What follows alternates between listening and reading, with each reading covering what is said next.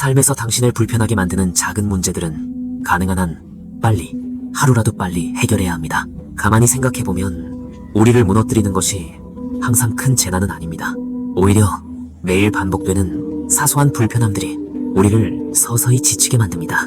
침실에 전등이 고장나서 들어갈 때마다 어둠 속에서 스위치를 더듬고, 신발장 문이 제대로 닫히지 않아 매일 외출 전에 2번씩 힘을 줘서 밀어야 하고, 컴퓨터 바탕화면은 쓰레기장처럼 어질러져 있어 파일 하나 찾는데도 한참이 걸립니다. 이런 문제들은 하나하나 보면 별일 아닌 것처럼 보이지만 만성독처럼 조금씩 당신의 에너지를 소모시키고 감정을 갉아먹습니다. 이것이 바로 미세한 고통의 누적 효과입니다. 당신은 스스로 작은 일들을 참고 있다고 생각하지만 실제로는 존재하지 않아도 될 저항과 싸우느라 소중한 정신적 자원을 쓰고 있는 것입니다.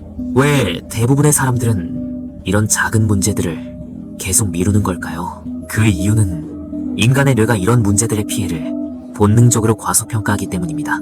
전구 하나 갈아 끼우는 데는 5분이면 충분하지만 지금은 더 중요한 일이 있다고 느낍니다.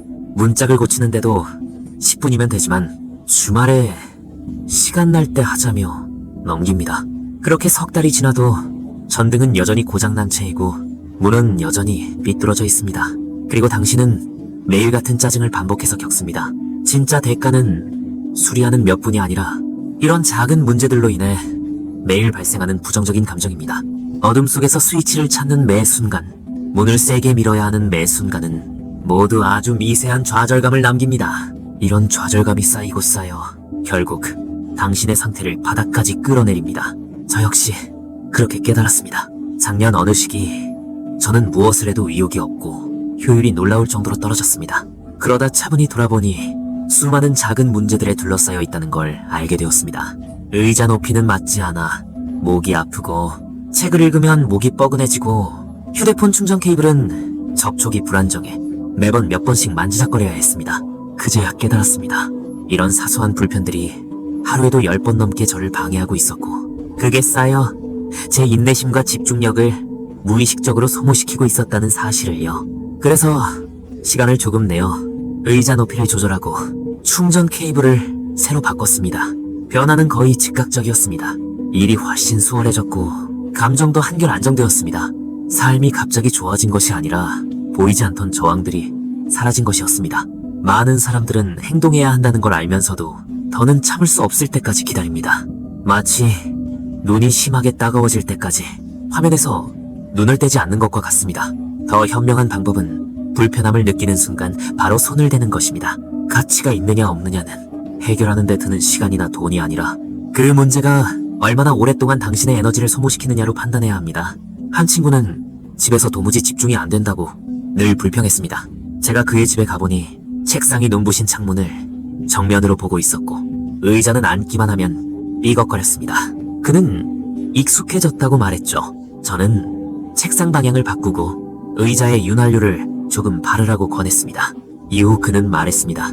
계속 방해받는 느낌이 크게 줄었고 자연스럽게 효율도 올라갔다고요. 환경 속의 작은 문제들은 배경소음과 같습니다.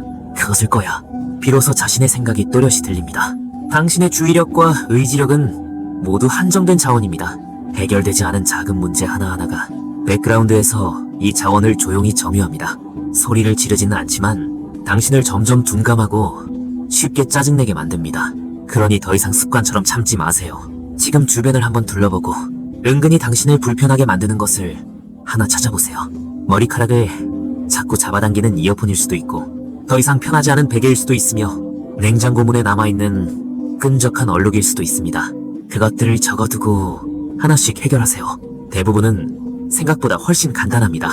베개를 하나 바꾸고 얼룩을 닦아내는데 큰 대가가 필요하지 않습니다. 하지만 그로 인한 변화는 분명합니다. 더 이상 그것들과 싸우느라 신경을 빼앗기지 않아도 되고 진짜 중요한 일에 에너지를 쓸 수 있게 됩니다. 저는 지금 간단한 습관을 하나 가지고 있습니다. 작은 불편이 생기면 가능하면 그날 바로 처리합니다. 어렵다면 주말 할 일 목록에 적어둡니다. 이 습관이 저를 갑자기 대단한 사람으로 만들어주지는 않았지만 일상의 흐름을 훨씬 부드럽게 만들어주었습니다. 순조로움 자체가 높은 삶의 질입니다.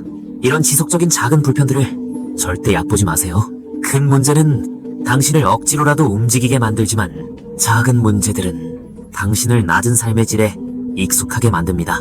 오늘부터 더는 참지 마세요.